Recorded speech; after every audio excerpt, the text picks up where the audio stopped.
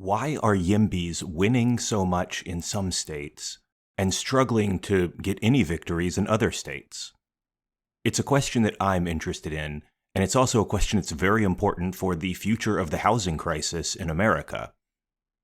This episode will be the second episode in our state-by-state YIMBYism series, and today we're looking at Montana. Montana has recently passed a huge number of pro-housing bills, and I am joined by Mallory Phillips, Nathan Dugan, and Ellie McMann of ShelterWF, the largest YIMBY organization in Montana, to talk about how it happened. We discuss the history of Montana's housing crisis, how it relates to the housing crisis in California and other Western states, what it's like doing YIMBYism in a mostly Republican state, and how they see the most impactful bills helping to alleviate Montana's housing crisis. As always, if you like the podcast, please recommend it to your friends, like, subscribe, and if you really enjoy the podcast, you can support us on Patreon at patreon.com/Neoliberal Podcast. You can also support the podcast by becoming a member of the Center for New Liberalism at cnliberalism.org. Thank you so much for all your support, and enjoy the episode.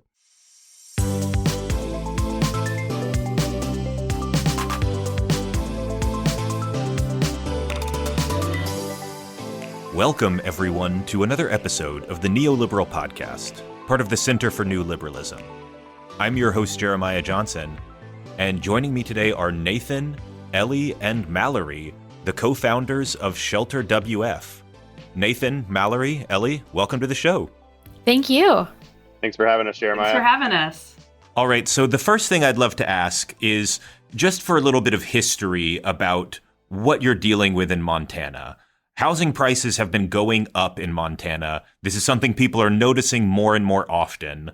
Can you tell us a little bit about how that happened? When did this start? When did people start to realize this was a problem? And when did people really start to look towards YIMBYism or a build more housing movement as a solution? Yeah, so I'll take that one here. I think that housing in our neck of the woods here up in Whitefish has always kind of been considered to be expensive, and that was always the case relative to places like Kalispell or Columbia Falls, which are the other nearby cities, at least for the last 20 plus years. Just due to the fact that there's a ski mountain here and it's a pretty popular place for people to buy second homes and that sort of thing. So while looking back, when houses were in the $200,000s of dollars or $300s of thousands of dollars, seems pretty cheap at this point, given what we're facing now. It was still considered to be expensive back then, I think. But what happened throughout the entire state here with the pandemic? And back then would be like what time? Like even back into like the 90s or like further back? I'm going to let Mallory comment on that since she grew up here. She may have a little more insight. So, from my understanding, in the 80s is when Whitefish started to shift into like more of a tourism economy. Whitefish was founded on lumber and railroad. And so in the 80s is really when they started to shift away from blue collar work and more into a tourism focus. And so that's really when housing prices started to creep up in comparison to outside communities like Kalispell and Columbia Falls. And so building on that, what happened in the pandemic and why it became a statewide issue is that Montana was a very popular place for people to move to during the pandemic when they were working remotely and able to work from anywhere. A lot of people, were looking at that point in time, I guess, related to the virus and some other issues, not being able to do anything in cities because everything was shut down to move to places that weren't necessarily cities. So places like Montana and Idaho saw large population booms, and that stressed the housing supply kind of everywhere in Montana, caused prices to increase at a much more rapid pace than they ever have in the past, which made it pretty difficult for anybody working in Montana to be able to compete. And so what happened was that just a lot of people were impacted, kind of all across the state. Definitely, primarily, or definitely like more so in the western half of the state, I'd say, which is kind of where the bulk of the large cities are in Montana. And the legislature really couldn't ignore that and kind of had to take some action. And that's what we saw happen this session. It's funny that you mentioned the pandemic and people working remotely, because one of the things that I think about when I think about a housing crisis in a place like Montana is I immediately think of California. And I think, well, I don't know if I'm the only one who does this. I don't live in Montana, but it seems to me there's probably a lot of people in Montana who blame this on people coming in from outside. And, I just talked yesterday with Ned Resnikoff, who's the head of California YIMBY, and talked about California's whole crisis. And they've got a massive crisis across the entire state. And so I guess my next question is, when people in Montana talk about this crisis, do they view it as something that's kind of being caused by an external force? Is it the California problem, so to speak? I would say that there is a lot of like outsider blame. And this is not uncommon for Montana with a lot of issues, but with housing, when you talk about cost of living, a lot of times California is sort of used as a slur. Without really fully recognizing, I don't think, that there is any connection to similar building patterns in Montana that we are kind of recreating here. Yeah, I think it's very interesting that, on a factual level, they are correct in that people from California are moving to Montana, and just Montana's population is increasing in general because people want to move there. But, you think about the counterfactual, like, it's almost like the curse of success. Like, congratulations, you have a state that's great to live in. And so now other people would like to live there too. You can either build housing for them, or you can not build housing and watch a crisis unfold, right? Yeah, and I think that at least kind of the history of Whitefish has a longer history than most of Montana, of folks coming and buying homes here to not even necessarily live in. And so I think that there's a lot of anger maybe about that still exists. And I think that that's founded. It's caused issues in Whitefish for a long time by having so much non-local ownership of homes, I guess. But that's kind of why we need to build homes for people that live here. And yeah, I mean, and I think the anti-California sentiment has been around. I mean, Mel and I even recognized it when we were kids, when people would talk negatively about people from California moving here. And that was long before the housing crisis was nearly as bad as it was. It was definitely more expensive than other areas to be in Whitefish, but not to the extent that it is now. Yeah, a lot of the people that kind of complain about this thing weren't necessarily born here themselves. They also came from somewhere. They were just of an age where they got to come here 20 or 30 years ago. And so it can be a little bit hypocritical, maybe even unfair, that because there are more people here now than when they moved here, that they don't want people to be able to have the same opportunity to move here that they did. It's funny how often you see that. There's people I know who immigrated to the United States and who are weirdly like anti-immigration in some ways. Or, there's a guy actually also named Jeremiah. There's a writer named Jeremiah Moss who is like a New Yorker who moved here in the 90s and now gets super, super mad that so many people are moving here. And what he calls it, like, all these people are gentrifying, in my neighborhood and blah, blah, blah. And I'm like, dude, you're a upper class white dude who moved to New York in the 90s. Like, you were the first wave. But just to say that I think that's a very universal kind of thing, that even if you are not supposedly the native son, you may still have that kind of feeling. But so let's talk about the YIMBY movement in Montana. And I'm interested in how that developed. When did it, especially for you guys, when did you notice this problem? And when did you think, like, I've got to do something about this? I've got to actually start to take action because this crisis needs someone to address it. And so this is what we're going to do. How did the YIMBY movement and the pro-housing movement get its start? I think like our specific start really started with there was a large development that was wanting to go in at the base of Big Mountain, and it would butt up to a very wealthy country club area. And so we were very pro this development. It was going to be like 300 and something units with about 10% affordable at the beginning. And then as things moved forward, a lot of the public sentiment was that there was not enough affordable housing. So it was apartment units and condos and townhouses. And the condos and townhouses were going to be turned into, or were eventually, the developer had said that he was going to donate that land to affordable housing. So that was like another 170 units or something that would have been affordable housing. And still the mass sentiment coming out from the town was very anti this movement or anti this development. There's not enough housing, or there's too much housing. And this is not the right, quote, right spot for affordable housing or for this development.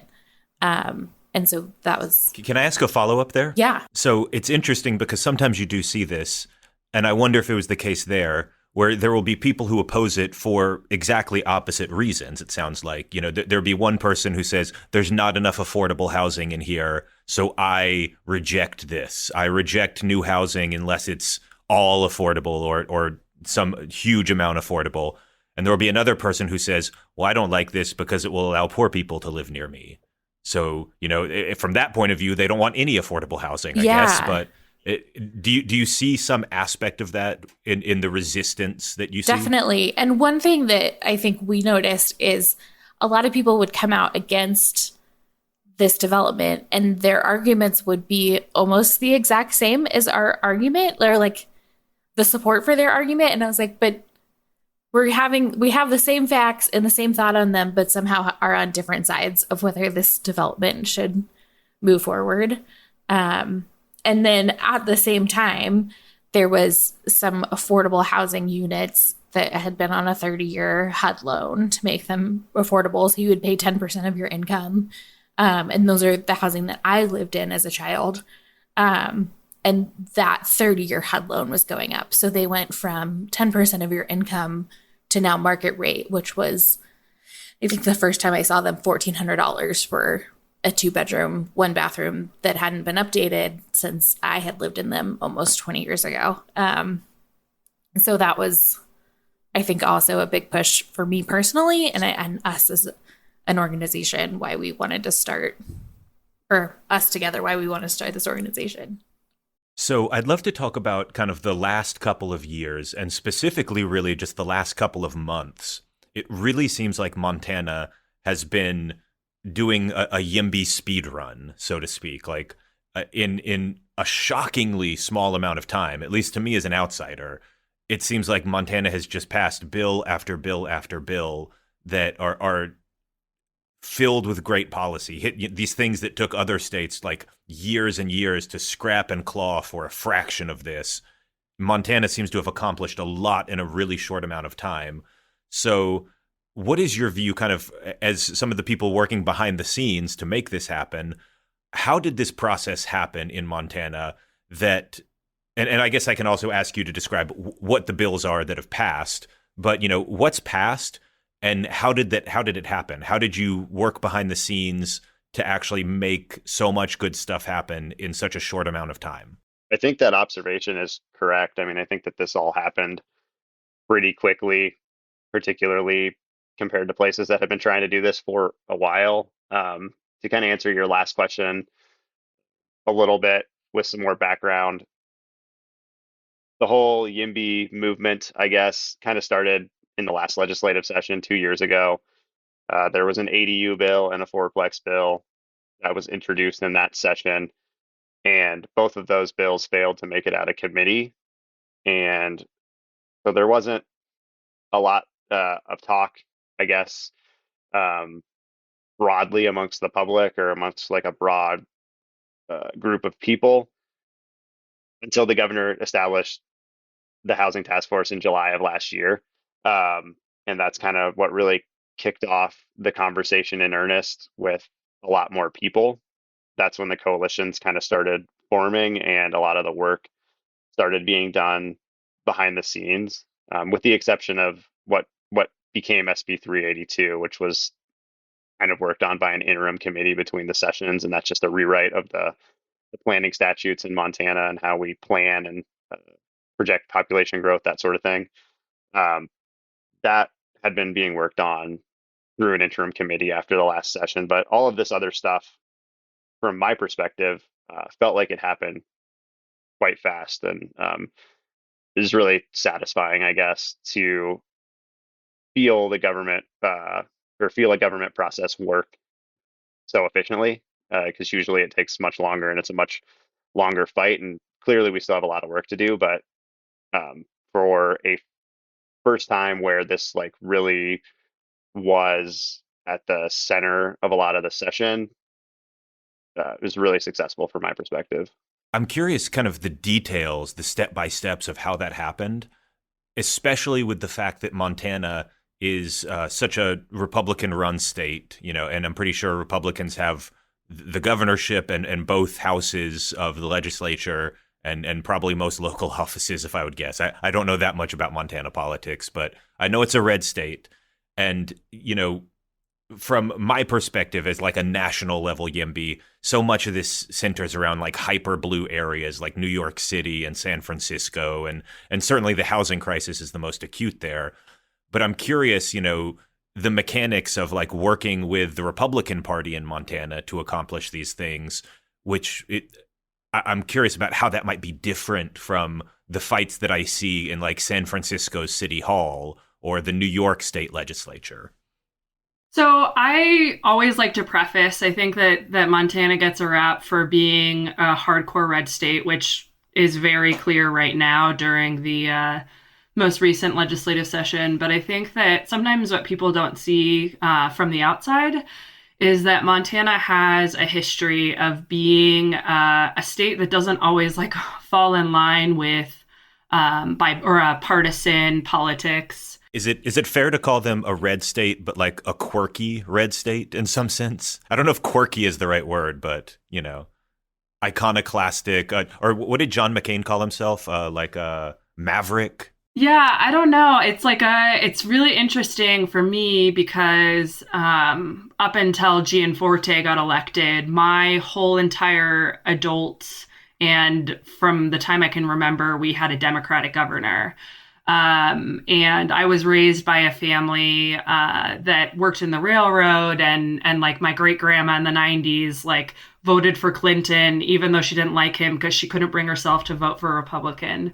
And so I just think that there are a lot of like blue collar Democrats roots in the state of Montana, which has led it to be more independent thinking. So just for example, in 2018, John Tester, our sole Democrat in Congress, won the biggest margin that he has ever won. And so I just think that we don't fit neatly into a box of left or right or red or blue. And I think that definitely helped encourage people on the left and the right to come together and come up with solutions for housing that you may have a harder time in other places doing. And I can add to that here, add on a little bit to that. So that's kind of the background for like Montanans like to split tickets historically and that sort of thing. And obviously we're seeing less of that, but we have a part-time legislature that meets every other year for 90 days. They don't get paid very much, so this is not like a full-time job.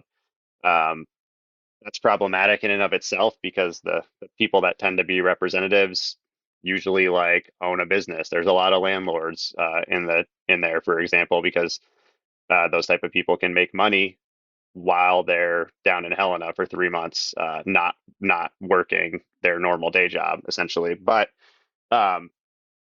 because of that, and because of the fact that Montana has such a low population, I don't think that they get nearly the volume of calls and emails and outreaches as legislators do in other states. And so that makes them incredibly accessible.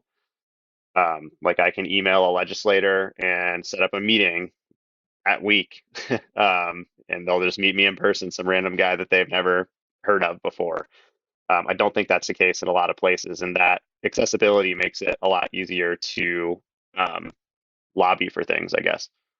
It's very interesting you say that, because when I talked with Ned, who's at California YIMBY, one of his points for, why has California been relatively successful? He says, well, California has full-time state legislatures that, their full-time job is to be a politician. They're a politician year-round. They're not part-time. They don't have another job. They have a paid staff. And like he thought that eventually had helped them build up the expertise to understand these issues. But you're saying there's potentially a benefit to the informality as well. There's definitely a benefit in terms of cost, and I guess time that you have to put into the process. Just because of the accessibility, it's you don't have to pay some expensive lobbyist. We did have a lobbyist in the session, but you don't have to pay. I don't know how much a lobbyist costs in California, but I would imagine a whole lot. And so the cost of entry is just like a lot higher. And I can see building the expertise over time, that argument. But yeah, I think it is kind of easier to get policies in front of people with the system that we currently have here. I'm not sure what's better, but I think that's key to why we've been able to accomplish a lot of this stuff so quickly. What do you think is the most important piece of legislation that you have passed? Because Montana has passed a number of different things, but I'm curious what you see as like being the most impactful. Is it something to do with ADUs? Is it something to do with, revamping, the zoning code so that there's multifamily housing permitted everywhere? Which piece of legislation that you've passed do you actually think will help the most for Montana's particular situation? I don't want to give all the answers here, so feel free to hop in, Mal and Ellie, but I think we helped write SB 245, which is the multifamily and mixed-use housing bill by right in commercial zones. We had put a lot of sideboards on that bill initially that would kind of get out in front of local governments trying to skirt that rule, and those were all removed from the bill. So I think that bill is ultimately going to be less impactful. We're going to have to revisit it next session, but it still will be impactful. But I think for me, the bill that I'm most excited about is SB 528, which is our ADU bill. Basically allows ADUs to be built as a permitted use everywhere in Montana. I can't remember if there's a population threshold on that bill. I don't think so, though. And allows them to be up to 1,000 square feet. Doesn't allow a municipality to require owner occupancy requirements or require an additional paved off-street parking spot to be built. And so it really is kind of one of the best ADU bills in existence throughout the country. And I think that really is going to make a big difference in helping to increase the housing density in our cities. Yeah, I mean, I know personally as someone who's trying to build a house right now and figure out how to afford to build a house, the ADU and the multifamily bills are the biggest and going to make it the most accessible to be able to build a house in Whitefish.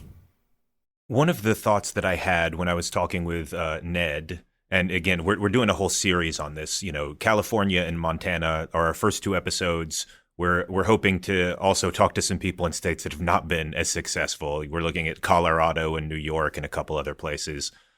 But it was interesting in talking about California and how long it kind of took them to learn these lessons. And, they had to go through a long, frustrating period of nothing really working before they actually have started to get some successes in the last few years.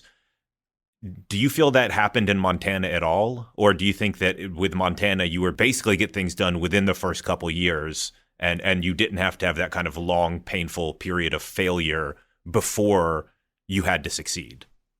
I mean, I think it's all relative. I think if you grow up in Montana, the changes that we've seen, it feels like we've had some failures. Like, for example, in the Flathead Valley where we're at, there is already a lot of sprawl happening. But I think if people come from other places and they see all the open space that still exists, they may not see it as a failure. So I definitely think that it really just depends on the perspective that you're coming at it. I think that because generally overall throughout the state, this is a fairly new crisis, that we were able to get involved early enough that we can really stop some of the damage from happening that has happened in other places when it comes to sprawl. Yeah, and I don't think that there was like a long conversation about any of this stuff. I mean, even from our perspective on the inside, it all did happen relatively quickly within a few years. Obviously, those bills didn't come out perfect, and there's still work to be done to get to a place that's better. But for a first kind of real shot at things, after just a couple of these bills were tried last time around and didn't go anywhere, um, only failing once, I think, might be an anomaly around the country. I'm not familiar with the processes that have happened everywhere, but yeah, those bills failed once, and then they have all passed, and even more have passed this time around. I think you guys are definitely an anomaly in terms of, I know there's a lot of YIMBYs out there who are very frustrated in states like California, but also in states like New York, where, I live in New York and we've had very little success up to this point. So I'm very happy for you guys. There was one thing that was said right there that I'd love to hone in on. It was a mention of sprawl.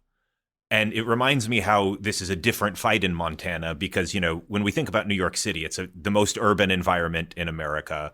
And San Francisco is another one of the densest cities in the country. And even the suburbs are relatively dense. And certainly Montana has some lovely cities, but they're all very small cities. And as a whole, it's a very empty, rural state.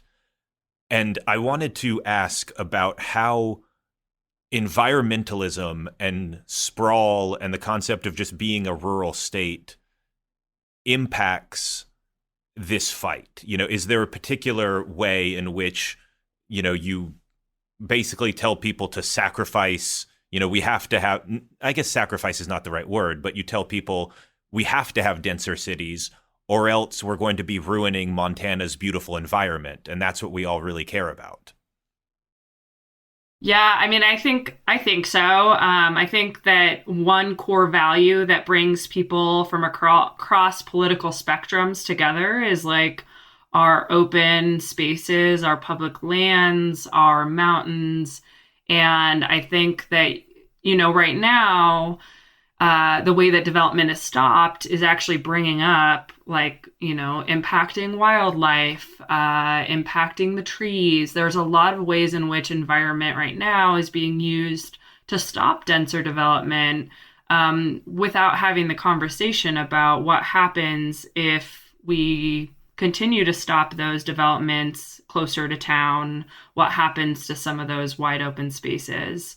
And so it's been a very effective message, I think, across the board that we as a community, as a state, don't want to see these spaces being eaten up by housing. And I think it's the challenge now is that we do have a lot of people coming from other places, and a lot of people have moved to Montana so that they can have that really large single family home on that really large lot. And specifically in places like Whitefish, there's a lot of people that think that they should be able to be, a mile from downtown and not have to have neighbors or not have to have a lot of neighbors. And so it's kind of a balancing act between, old Montana that really has those deeply ingrained values and convincing newer residents that part of the reason that drew them here is that wide open spaces, the clean environment, and so on.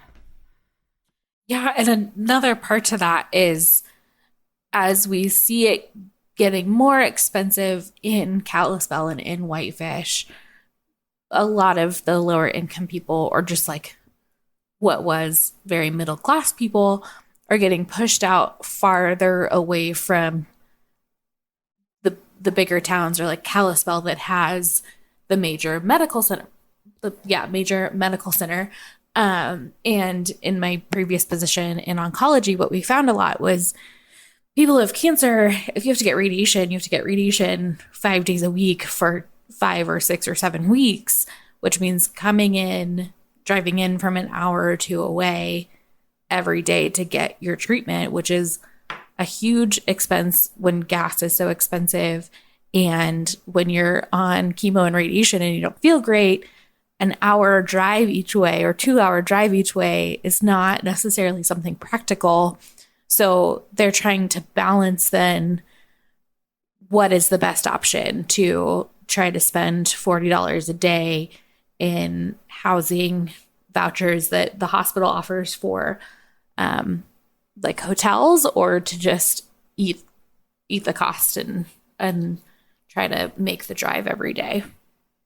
Yeah, I think it's really interesting just because a lot of people, it's very non-obvious to them that density can be good for the environment. You know, they think of environment as green, wide open spaces. And if you're building all these, building dense housing is the opposite of that. So how could it be good for the environment?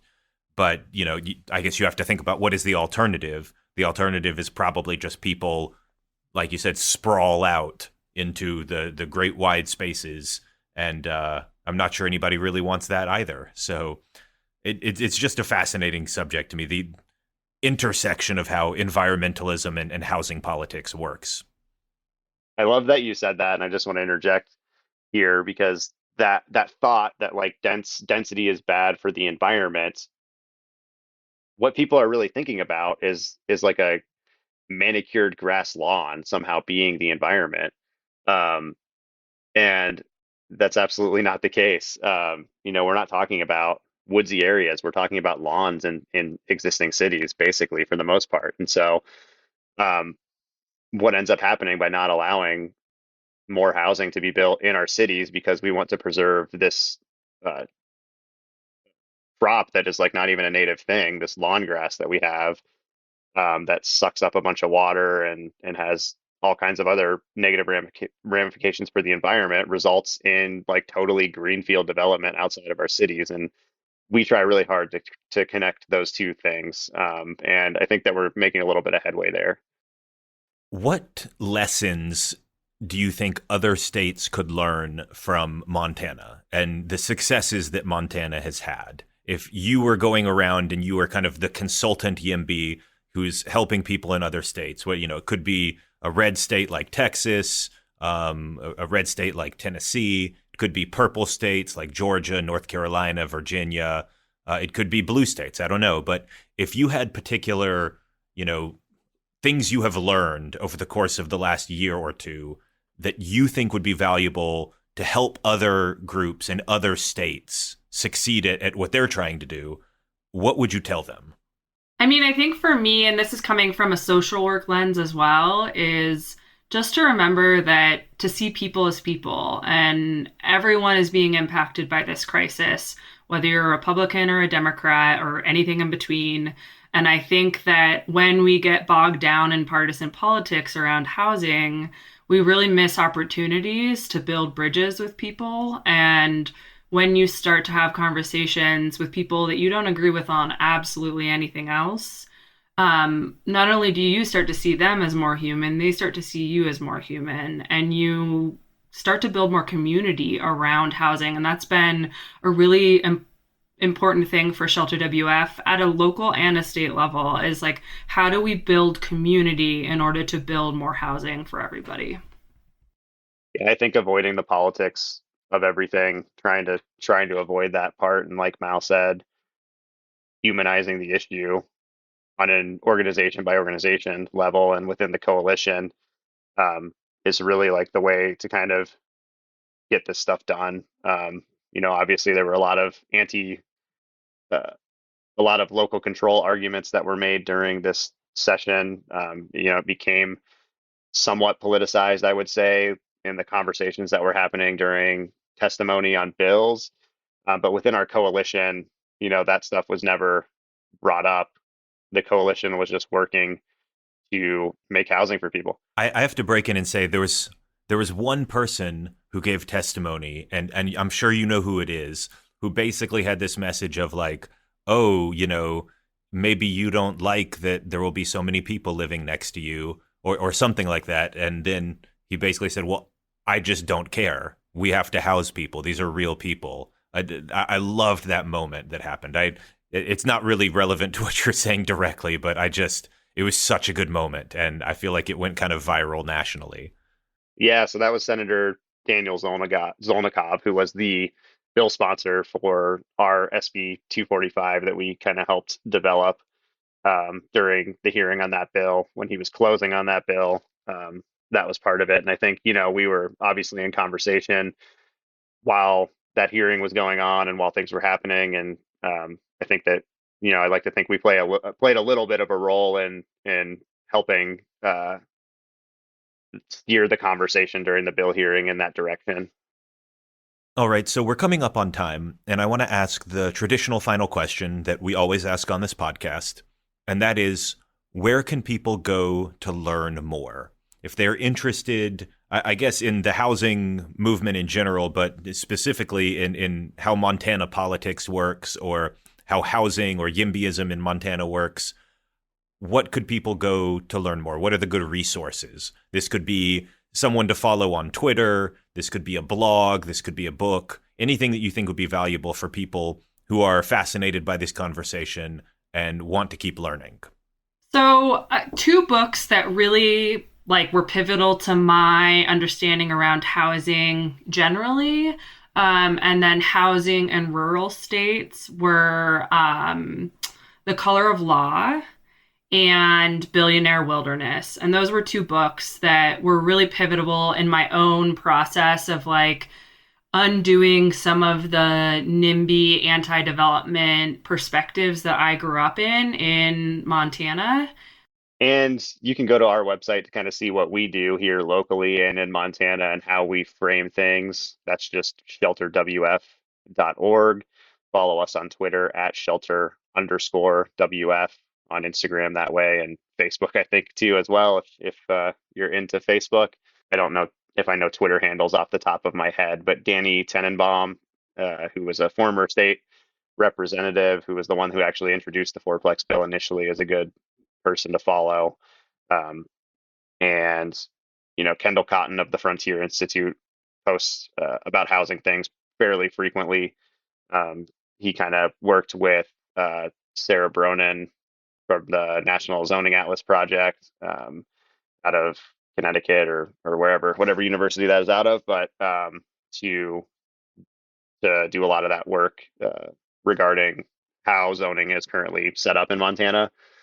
And his organization was pretty pivotal on speaking to a lot of those more center-right and right-leaning folks in the legislature. And so I don't know how much he'll continue to talk about housing, but I would imagine he still will. I would also suggest following the Welcoming Neighbors Network on Twitter. All right. Well, I certainly hope that Montana keeps rolling in the successes. And, it's very inspirational to see from places that are struggling that sometimes things can move really quickly. I want to say thank you again to my guests, Nathan, Ellie, and Mallory. Thank you so much for coming on the show. Thanks for having us. Thanks again for having us.